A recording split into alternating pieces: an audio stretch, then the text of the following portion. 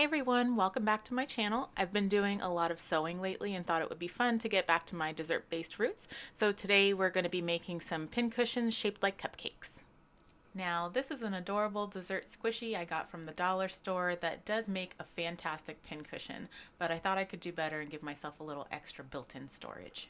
Also, over time the squishy would start breaking down with all the holes starting to tear the foam apart with nothing to bind it. Overall, I am super excited with how this project turned out, so I hope you enjoy. For this, I'll be using a hot glue gun, some magnetic tins I got from the dollar store, cutting utensils, something to mark with, obviously fabric and pins, and this is just some foam that came with something I ordered in the mail. Let's begin.